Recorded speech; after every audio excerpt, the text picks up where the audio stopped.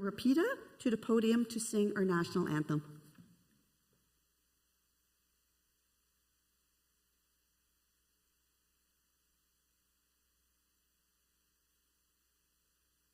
Oh, Canada, our home and native land, true patriot love in all of us command, car ton bras se porte les peines, il sait porter la croix. Ton histoire est une épopée des plus brillants exploits. God, keep our land glorious and free. Oh, Canada, we stand on guard for thee. Oh, Canada, we stand on guard for thee.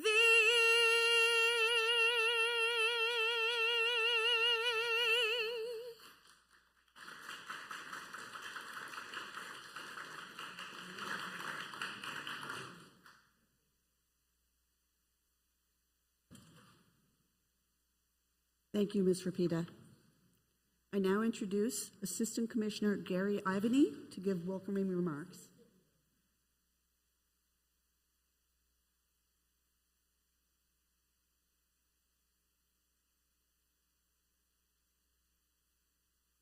Thank you, Anne. A wonderful job, Terry Lynn. Commissioner, distinguished guests, partners, stakeholders, and colleagues, welcome to the Canadian Coast Guard Ship Hudson's commemorative event. Thank you for joining us as we honor the Coast Guard Ship Hudson after 59 years of service to Canada. I'd like to give a special acknowledgement to one of our colleagues, Mr. William Dobson. Unfortunately, unable to join us today, but he was planning to be here and he'll be watching this live stream. Mr. Dobson was an original crew member from 1963. How fitting it is that during our Coast Guard's 60th anniversary year that we come together today to celebrate the legacy of a vessel that has been operating almost as long as our Coast Guard itself. Over the years, the CCGS Hudson has made so many significant scientific advances that we'll hear much more about today, and the Canadian Coast Guard would not be what it is today without the vessel and its outstanding crew and scientists that have all sailed aboard. I'd like now to ask anyone in attendance who has sailed on board the Hudson to please stand if you're able.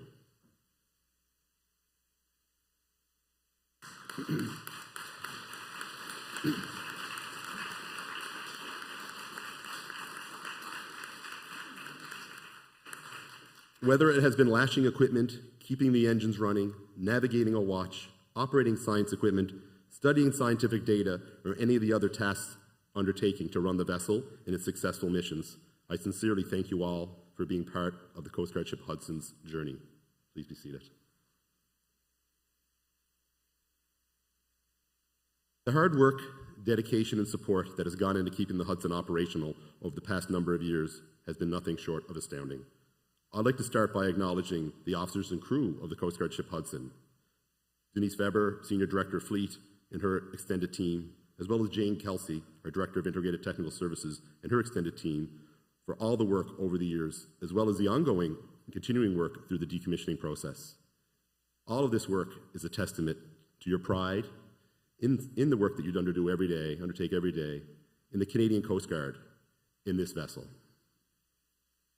I'm delighted to see how many people have come out here today. It is a demonstration of how significant this vessel is to so many people. While it feels bittersweet, let's give the old Hudson a good farewell and rejoice in the 6 decades of success and memories it has brought to us. So thank you all for taking the time for joining us on this very special occasion, and I'll hand it back to Anne.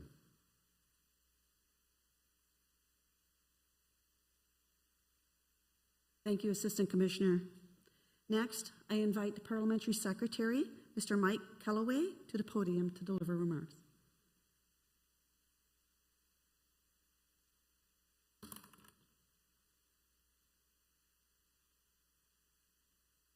Thank you so much, and Commissioner and distinguished guests and officers and crew, and my two colleagues, Daryl Sampson and Lena Diab, who are here today, who are advocates, strong advocates for the Coast Guard and Department of Fisheries and Oceans. Thank you so much.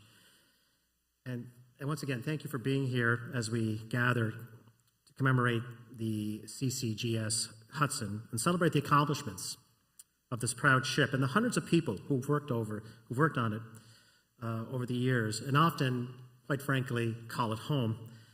The CCGS Hudson is almost as old as the Coast Guard itself, which is, if you missed our big anniversary earlier this year, is 60 years old. The Hudson has been around, as mentioned, for 59 of those years. It was the oldest vessel in the Coast Guard fleet, having come into service in 1963. But it didn't start as a Coast Guard ship. The Hudson was formerly known as the CSS Hudson, and the CSS stands for the Canadian Scientific Ship. And it was originally under the service of the Department of Mines and Technical Surveys, which today we call the Natural Resources of Canada. As we all know, the Hudson is a unique vessel, and I've heard it described over the last year as a floating laboratory, and I think that's an apt way and a great way to put it.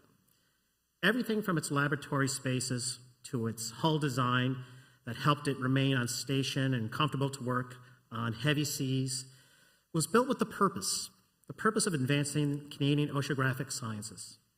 Throughout its life, the Hudson accomplished much for Canadian and international marine history. In 1970, it became the first vessel to completely circumnavigate the Americas, carrying over 120 scientists. The ship left in Halifax in November of 1969 and traveled south around Cape Horn, performing oceanographic research, and it sailed north again through the Pacific and became the sixth vessel to transit the Northwest Passage before returning to Halifax in November of 1970. From successful on-water rescues of crews in distress and to recovery operations from maritime disasters, the CCGS Hudson and her crew always performed exceptionally well during difficult and dangerous assignments. This ship and its crew exemplify the Canadian Coast Guard's motto, safety first, service always. Now, as we look to the future, work is underway on the offshore oceanographic science vessels that will replace the Hudson, and we expect those vessels to be ready for service in 2025. This is part of the Government of Canada's commitment to renew the Canadian Coast Guard fleet so it can continue to deliver important services to Canadians while ensuring personnel have the ships they need to carry out the vital operations. And quite frankly, this is great news for the Canadian Coast Guard and for Canada. But really today is about the Hudson. And while we're here to celebrate the ship and the service it has given to our country, it is also with a heavy heart that we finally say goodbye to this illustrious vessel after 59 years of service. Make no mistake about it, my colleagues, this government, we are incredibly proud of the Canadian Coast Guard. And I would like to thank all the past and present CCGS Hudson personnel for your dedication, for your sacrifice, for your leadership, and for your service over the last 59 years. You are definitely all part of a great legacy. Thank you.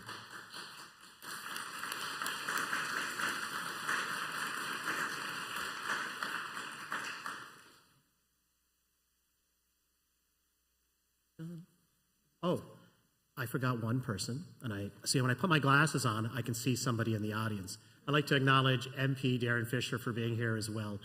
Darren, thank you for coming, and thank you for your assistance and support of the Canadian Coast Guard as well. Thank you.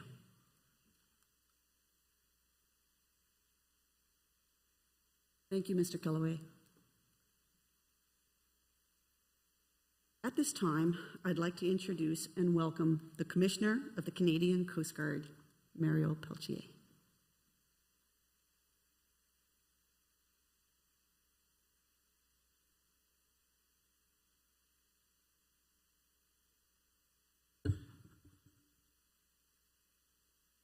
All right, good morning, everyone. Nice to see some very familiar faces, some of the people I haven't seen in years. I think it's great that we're able to be together today and celebrate the Hudson. So, merci Anne, puis un gros bonjour à tout le monde. As it was mentioned, the Coast Guard is now celebrating our 60th anniversary, and I got to say it's with pride, but a bit of sadness that we're here to honor the long career of the Hudson, and that almost made it to 60 as well too. So the fact that the Hudson could sail for so long is definitely a credit to the skilled hands who built it to start with, and the dedicated Coast Guard personnel who received and who cared and crewed it for so long, and all the tradespeople that were able to carry refits along those 59 years of service.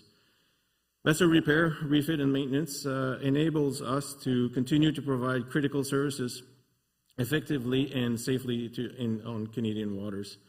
Refits and 2 separate vessel life extension projects help the Hudson to continue serving Canada and Canadians long after our original expected lifespan by more than 20 years. These dedicated efforts enable the Hudson to travel an estimated of 1.7 million nautical miles. So just to put that in perspective, that would be, what does that mean? It means about 78, circumnavigation of the globe, or in more modern term, it would mean 5 trips back and forth to the moon. So that's quite exceptional. The Hudson was an incredible vessel and touched many people's life. And Peter Brick, who unfortunately is not with us today, he's assigned on board the Grey, I believe. But he's one of those people. So Peter's father was the first Hudson's chief officer. And when Peter was 6, he saw the ship being built. When the Government of Canada civilian fleet were merged in 1997, it was Peter who created a plan to keep the Hudson in service for another 10 years. Well, that 10 years turned into 20 years, so more than 20 years actually. So it's often said that a ship and its crew, they form a bond. I can attest to that, having navigated on board many of our Coast Guard ships through my career. I am very pleased that we will hear in a few minutes from Fergus Frenzy, the last commanding officer to sail the Hudson. It is due to so many people, such as countless other commanding officers. Some of them are here today, chief engineers, deckhands, cooks, stewards, oilers, and many others who put their heart and their soul in ensuring the vessels are at sea to serve Canadians coast to coast to coast. In the case of Hudson, abroad as well too. So thank you to the crews who had served on the Hudson for the last 59 years. We are celebrating the vessel's amazing achievements, but they would not have been possible without each and every one of you. Le Hudson a été un grand navire pour son époque, son environnement, mais son héritage perdurera et l'esprit du Hudson sera sans aucun doute ressenti dans notre nouveau navire qui le remplacera et puis dans les années à venir. As mentioned, the construction of our new state-of-the-art vessel is now underway at Seaspan's Vancouver shipyard. We look forward to welcoming this new vessel in the Canadian Coast Guard fleet. Our new vessel, of course, will need people to serve on them. Our employees are already highly skilled and recognized internationally for their expertise. We continue to seek people with the right skills for our present and future needs. People with passion and passion for and pride in what they do. I think it's fair to say that, our people are very passionate about what they do and eager to share their knowledge along with a few great stories I'm sure we're going to hear later today. So aujourd'hui, c'est le temps de dire adieu à l'emblématique navire Hudson. Dire au revoir à un bateau iconique, c'est un peu dire au revoir à une partie de nous et puis de notre histoire. So saying goodbye to such an iconic vessel, it's a bit saying goodbye to part of us in our history. So I'd like to thank everyone for joining us today. Your presence really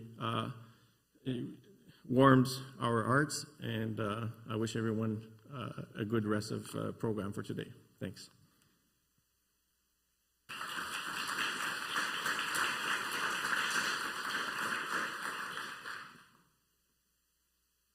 Thank you, Commissioner. Next, I would like to introduce Dr. Ellen Kenchington, research scientist with the Department of Fisheries and Oceans here at BIO, who has led many science missions on board the Hudson to deliver remarks.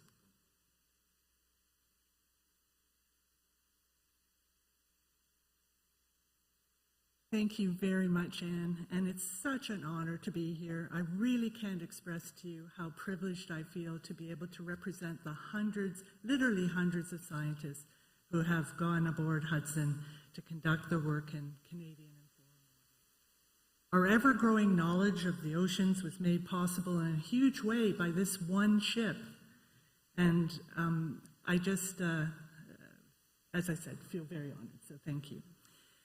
So we all have memories of Hudson, those personal moments when you felt truly privileged to be on board. And it was a real challenge for me to decide what to choose. And I was kind of surprised at what the first memory was that came to mind. But it was there and it was clear. And it was 2009, and I was sailing on the Flemish Cap in the fog with Captain Martin. And I get called to the bridge to come see something. And I look, and of course I don't see it, because I don't have the hawk eyes that the captain has. But eventually I could see some sails, and then more sails. And the sails were coming out of the fog like ghost ships from the past, and it was a flotilla of tall ships making its way home across the Atlantic. It was really a memorable experience, and one that I'll never forget. It was incredibly moving. So thank you for calling me to the bridge. I was also there for the first deep dive with underwater cameras into the Gully Marine Protected Area. We used what we call an ROV, a remotely operated vehicle, to bring cameras down to the sea floor. And we had done this before in the shallower waters, but as we were hovering over the depths of the gully, Hudson holding steady, the cameras going down, and this was taking hours because we had to go down 1,000 meters, 2,000 meters, 2.5 kilometers until we finally reached the sea floor, and then the darkness was lit up. We were watching from the forward bridge, our regular spot there when we were doing this kind of work, and all of a sudden we could see stalk crinoids, sea lilies, wafting in the currents on the sea floor. And moments later, a giant Dumbo octopus swam by. And in my foggy brain, I said, it's a seal. And then I thought, well, it can't be a seal. But it was that big, and it was amazing. And we captured the moment on film and brought it back to share with others. So it was truly another magical moment on Hudson. And I think in talking to some of my colleagues, that it was one shared by others. So I know you have your precious moments as well, and there are many of them. Yet for these memories and dozens like it, I'll really remember the people, as others have said. I'll remember not only my fellow scientists and researchers from Canada and from abroad who have come to explore the oceans together with us, but I'll remember the captains that I've sailed with and the men and women of the Hudson crew who on every mission provided unstinting support for our science work. from helping us to deploy our gear to supporting our really crazy 24/7 schedules by leaving nice little snacks and dinner plates where we could find them when we needed them. It was very much appreciated. And mostly you kept us safe and provided a familiar environment for us away from home. You were there. While I'm looking forward to our new scientific ship, I will at the same time hold dear my memories of the Hudson. The ship served Canada and science for so well and for so long. Hudson, we offer you our thanks. You are a true and faithful servant. You've earned your rest. Thank you.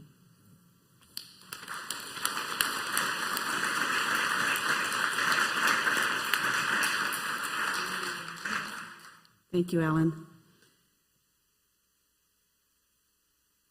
I now invite David Moran, Director General of Science for the Department of Fisheries and Oceans, to come forward to say a few words, please.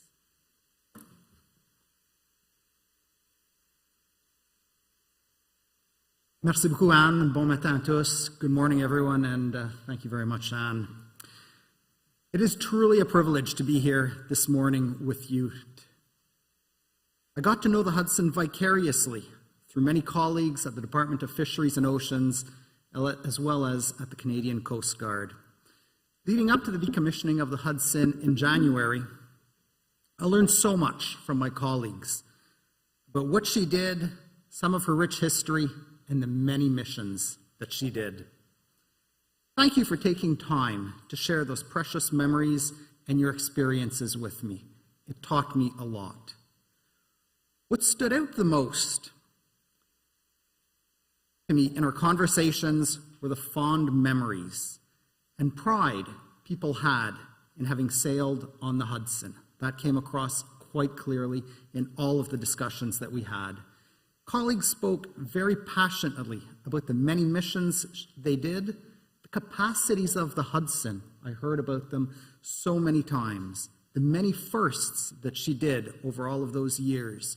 People described her unique banana shape that was recognized just about everywhere, the spectacular longevity of that vessel.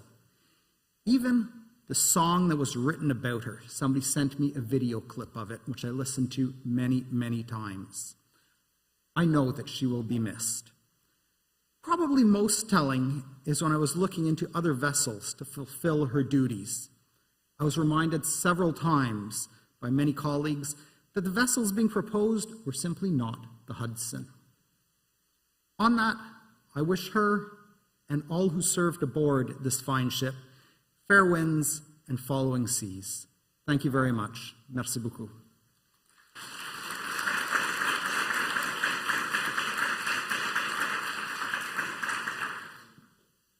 Thank you. Next, I would like to introduce Stephen Locke, Director of the Geological Survey of Canada for Atlantic Region, to speak on behalf of Natural Resources Canada.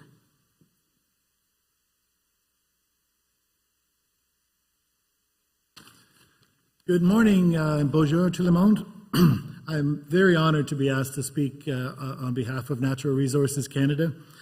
As Anne mentioned, I'm the Director of the Natural Resources Canada, more specifically the Geological Survey of Canada, where we have the Marine Geoscience Center of Expertise here at BIO. Some people don't realize that BIO is a multi-departmental institute where there's DFO and NRCan, and I often talk about the 4 disciplines of oceanography, the physical, chemical, biological, and geological. And we do the geological work where DFO does the physical, chemical, and biological, and we all work together, our scientists, and work with Coast Guard to make it all happen and to discover those findings in the ocean.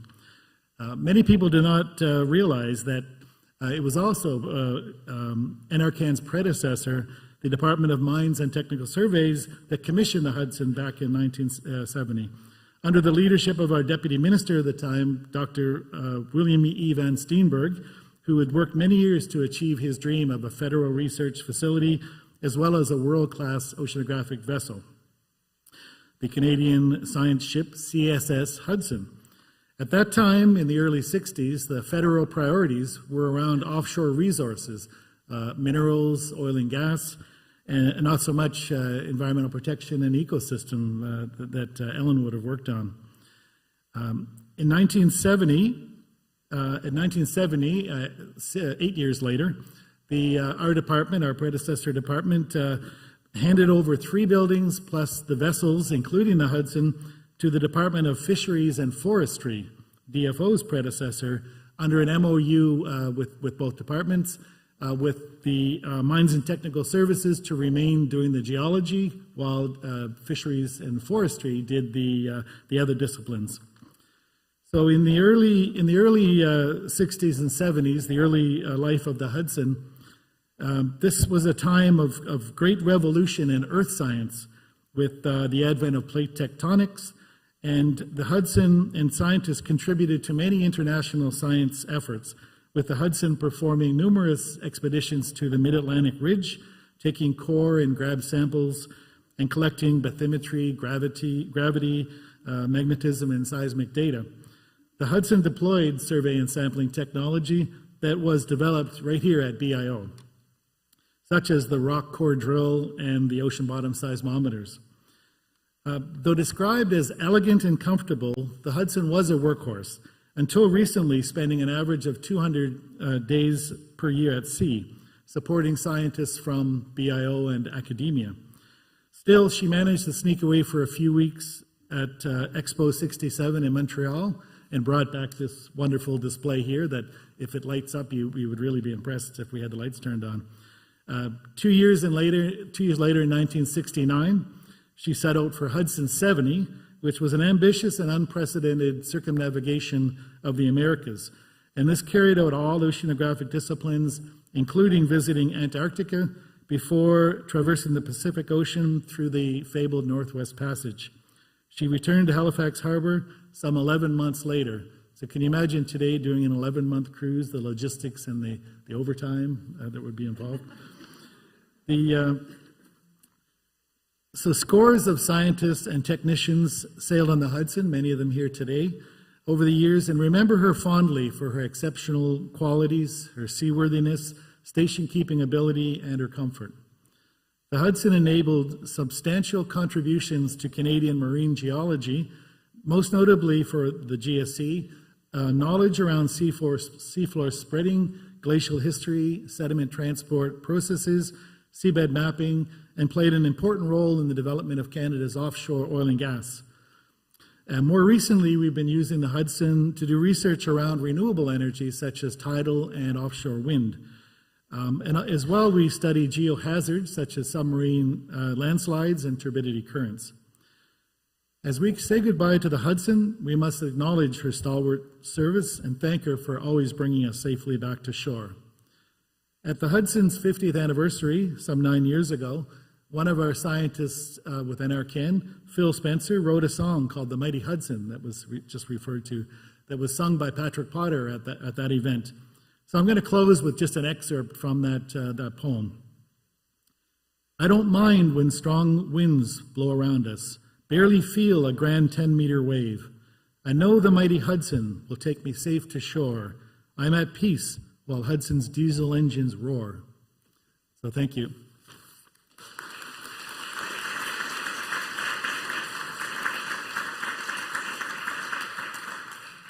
Thank you, Mr. Locke, and thank you to NRCan and your predecessor department for the Hudson. I now would like to introduce and welcome a Hudson historian, my friend, Captain Richard Smith. Richard is a retired commanding officer for the Canadian Coast Guard and of the Hudson, and he's speaking today as a spokesperson for CCGS Hudson.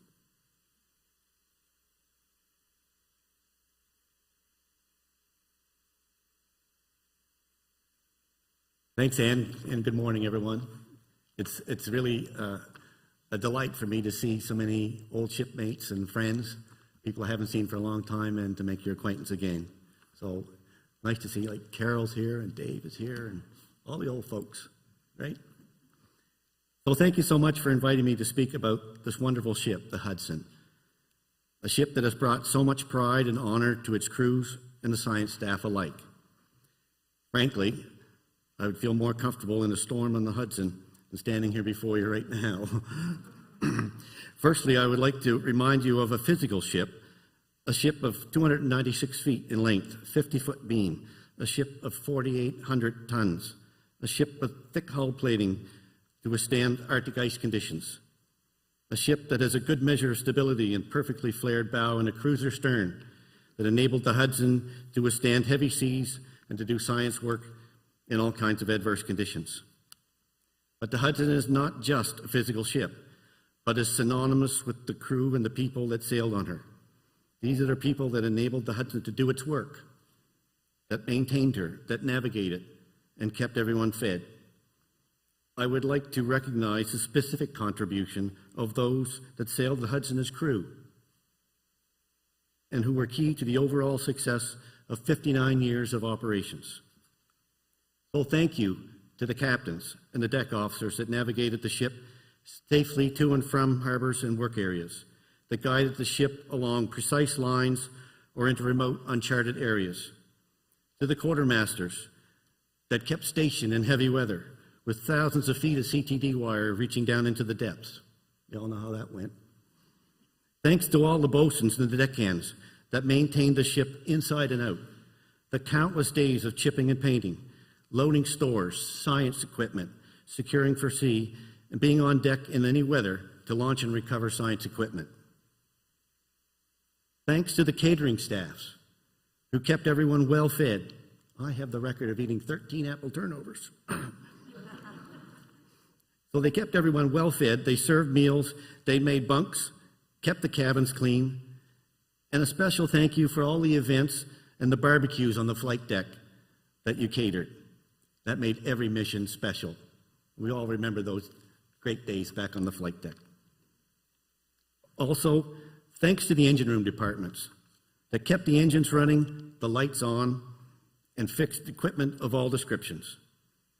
Special thank you to the chief engineers, like Jim Rippey, Vic Parks, Mike Wiltshire, Dan Hornick, Peter Brick, Chris Longley, Richard Van de Baren, and Derek Coolin, just to name a few, who did so much work in preparing and running refits that helped the Hudson stay in service and extending her life to the present day. So thank you. I cannot leave out the support of the shore staff who organized crewing of the ship and crew changes, people who received and shipped the Hudson stores, parts, and supplies, the engineering support staff who assisted with ship support and refits, the operations people at ROC that coordinated ship and science missions. They were all part of the Hudson's team as well. So nice, too, to see some of the folks that were here back when we operated right out of BIO as just the science ships before the merger with the Coast Guard. I would like to now mention a few notable historic events in the life of the Hudson, just to sort of remind you that this ship did so many wonderful things. So did you know that in 1965, a computer was installed in the upper hydrographic lab? It was a monster, a big, huge thing, not a laptop like today, that made the Hudson one of the first ships in the world to have an onboard computer. In 1968, the Hudson received a satellite navigation system that was the first ship outside the U.S. military to have such equipment. 1969, as has been said, saw the Hudson embark on a circumnavigation of North and South America. Known as the Hudson 70 mission, she logged over 58,000 miles and is believed to be the first ship to make circumnavigation of the Americas. As an interesting note, as the ship made her way back to Nova Scotia after transiting the Arctic, she started through the Strait of Belle Isle. And someone said, ooh, that won't be a circumnavigation unless we go around Newfoundland. So the course was altered to make it a full circumnavigation. The ship did another circumnavigation of North America in 1980 by transiting through the Panama Canal. Lots of times at sea, we see the calm weather, but certainly the Hudson has experienced its share of bad weather. We've all been there. But in the course of those days, the Hudson rescued many people. So in March of 1972, the Hudson rescued the crew of a fishing vessel sinking on the Grand Banks. A major rescue was effected by the Hudson in March of 1976 when the ship received a distress call from the Cape Friels, a Canadian fisheries patrol vessel, one of our own, on fire and sinking in gale force winds. The crew abandoned the ship and was into lifeboats, and the Hudson's crew rescued them in heavy weather. So in February of 1982, the Ocean Ranger capsized and sank in a violent storm off of Newfoundland. The Hudson was not far away, proceeded to the scene and recovered several bodies of the crew and took them back to St. John's. Another notable event took place in 1987 when the Hudson responded to a distress call from a cargo ship called the Skipper 1, whose cargo of cars had shifted in heavy weather. The ship started to sink and the crew abandoned ship, and the Hudson's crew rescued all 24 members of that crew in heavy weather. The next year, in April of 1988, the Hudson was conducting research in mid-Atlantic at about 2 a.m. in the morning when Second Officer David Morse sighted what appeared to be an explosion on the horizon. The Hudson steamed at full speed for nearly 40 miles and finally came upon the tanker Athenian Venture in two pieces and on fire. The Hudson, under the command of Captain Lawrence Strum, steamed perilously close to the burning wreck, but only one body was recovered. The Hudson's work took her to some remote places for research and exploration.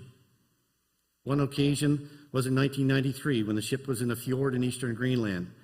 She struck some multi-year ice and put a 15-foot gash in her side, just inches from the engine room. The ship was escorted over to Iceland by the Danish Navy. In August of 1995, the Hudson took on 5 hydrographic launches and conducted a hydrographic survey in Rankin Inlet, Hudson's Bay. Mapping of this area had not been done since 1926, and so charts were needed to improve the navigation in the area. I was on board the Hudson for the Rankin Inlet survey and remember sending those 5 launches ahead of the ship to make sure we didn't run into any of the rocks that were there, because there was lots of those. Of particular note was the night we were hove to in storm force conditions, 80 and 100 knot winds and blizzard conditions off Rankin. And my colleague Ann was with me as second officer. Around 1 a.m., the ship lost steering and went into synchronous rolling. The ship rolled heavily and things started to move. 2 diesel engines in the launch, for the launches down in the cargo hold got loose, smashed a kayak, right, Dave? Smashed a kayak into a million pieces. Then the helicopter on the flight deck went over the side. I remember an 18-inch computer monitor flying from the port side to the starboard side, missed my head by a couple inches and smashed into a million pieces. So I remember saying a little prayer, and I brought the starboard stick back, and I shoved the port throttle hard down, and we brought the ship up and steered into the wind with the engines until things were rectified by the engineers. But the Hudson pulled us through it, as it usually did. There are so many personal stories and so much history about the work of the ship and the life on board the Hudson. We will all share these stories here today as we reflect on our past adventures together on this great ship. What is certain is that the Hudson and all those that have sailed on her have made their marks in history, both in feats of seamanship and in scientific excellence. So thank you to the crews of the Hudson that have contributed so much to the success of this remarkable ship and left a legacy to remember.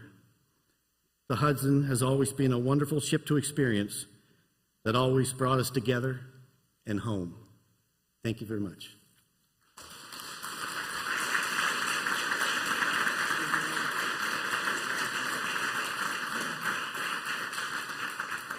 Thank you, Captain Smith.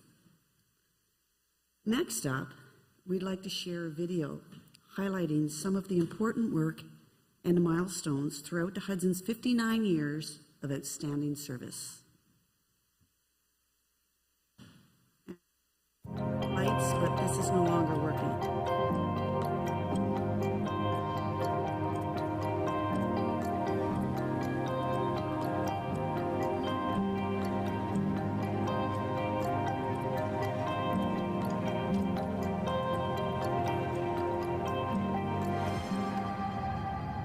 My name is Fergus Francie. I'm the commanding officer of the Coast Guard ship Hudson, which we are presently on board. And we're here to tell the story. During the life of Hudson, she has carried out numerous scientific missions for all science departments within the Canadian government. And we've also assisted with other governments as part of the international science community. Mon nom est Marc Ringuette, je suis biologiste océanographique de Bedford. History of Hudson is really important within the scientific community, that's for sure. The very first part of the Hudson's history that is really dear to my heart, it was one of the first oceanographic design ship that we had in Canada in the late 60s, early 70s. The Hudson was actually spearheading a fleet of vessels. We have done everything from hydrography to ocean chemistry, geophysics, hazard analysis. The list goes on. Quant à Années et plus du programme, le Hudson était évidemment la plateforme sur laquelle on a pu monitorer la mer du Labrador et tous les paramètres physico-chimiques et biologiques que ça implique et de regarder les connexions en fait avec l'atmosphère et le reste des océans du monde. Well, the big thing about Hudson, it does a lot of work with the AZMP program, which looks at changes within the ocean and the currents, temperatures, salinities, and chemical properties, to name a few of the things that they're constantly looking at. And it also helps us to determine if there is actually a change in the climate. We had the means to develop all sorts of projects. The 70 expedition is a really good example of that. The ship circumnavigated both Americas. And what I was able to do on that cruise is sample the plankton in the water from about the surface down to about 800 to 1,000 meters. All of the data collected all happened before the current warming. So what that will provide is that we have a database for what those oceans were like when we're in a cold climate versus a warmer climate. There was lots of really groundbreaking and interesting scientific hypotheses. There was lots of other experiments like that. They were using magnetism to clearly define the form of Earth. But the application of that was to satellite radar imagery. The idea was to build a knowledge of the form of the ocean so they could calibrate radar satellite imagery. Another thing that we've gone in and looked at is geohazards. There's been talk recently of tsunamis occurring because of underwater landslides. We get the scientists and they start mapping the ocean bottoms of areas of concern. In 2018, we were up in a place called Southwind Fjord up in Baffin Island. And what we were looking for was a recent landslide and just to see how it occurred and the manner it occurred. And you get more of an appreciation of the changes that occur on a day-to-day basis. Canada is responsible for some of the largest areas of the world's oceans. Hudson, along with her other vessels, they were charting Canadian Arctic waters by doing hydrography. It'll serve the mariner for years to come and hopefully keep Canadian waterways safer. We're only tapping into what the ocean is all about. We're going to have to continue the collection of information and data. It also helps other countries if we provide them with the ongoing scientific information so everyone gets the big picture. We are the stewards of the Canadian Arctic. If there's a search and rescue, we have to assist those that are in trouble. We have to expand on the chart work. With global warming, there's ever more increase of international shipping up there because it is the shorter route. The environmental data that we are collecting are now more and more incorporated into the fisheries model. They are used to forecast that we can harvest in the future. With the new ship, we're entering into a completely new world where we will be able to add much more current technology. The possibilities will be completely different, so that will help us going further, hopefully. It's always important for Canada to have a scientific vessel available to continue our commitment to Canada and its presence in the Arctic. What I will miss about the ship is some of the people who will retire in between the two vessels. I'm happy to participate in the ceremony, celebrating the past of that vessel who did so much for the scientific community. Here in the Canadian Coast Guard, it is important we honor the past so we can navigate the future. After a proud and storied career of 59 years, the Hudson's watch has ended.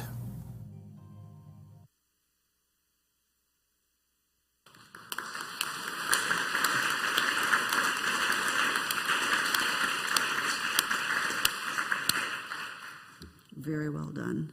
Congratulations and thank you for those that were involved in making that video. It certainly showcases and captures the many achievements of the Hudson's 59 years of delivering critical national and international ocean science and mapping programs. Thank you. I now invite Assistant Commissioner Ivney to return to the podium to deliver closing remarks. Right.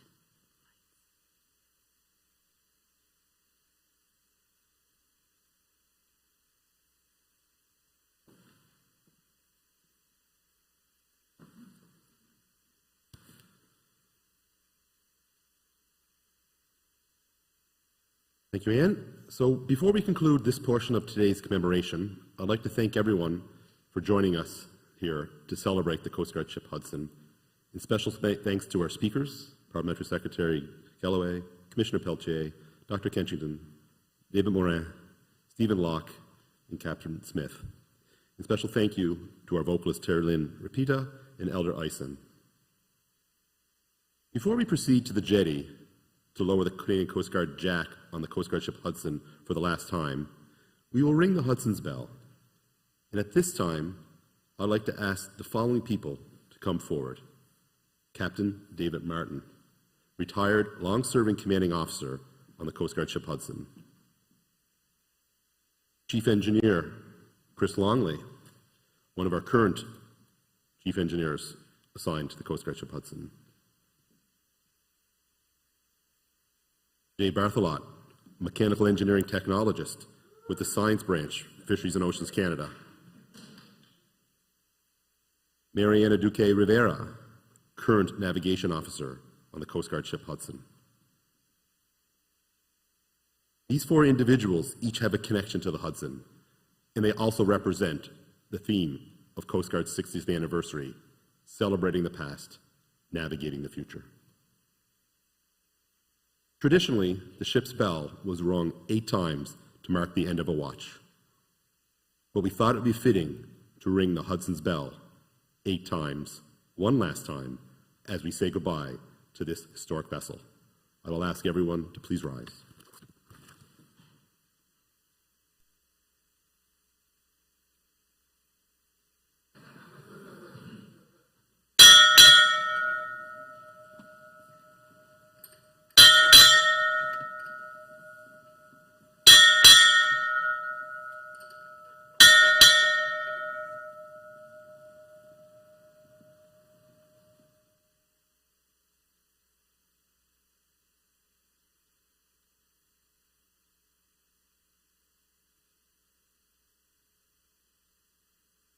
Thank you very much. I now request that you please, this concludes the part of the ceremony for here in the auditorium. I'm now going to ask that you please proceed down to the jetty for the lowering of the Coast Guard jack on board CCGS Hudson. This will be followed by a reception of light refreshments in the area. The walk down will take about 5 minutes, 5 to 10 minutes, and I ask that we please allow our distinguished guests in the front row and the ship's crew to leave the auditorium and proceed first. All remaining can then follow once they've exited the auditorium. And I'd like to again remind you that if there are any here that require assistance to get to the jetty area, that they please remain seated until the room has emptied, and we'll have people on hand to assist you. There will be people along the way through the corridors of the building. It can be a bit of a maze to assist and ensure that you're headed in the right direction.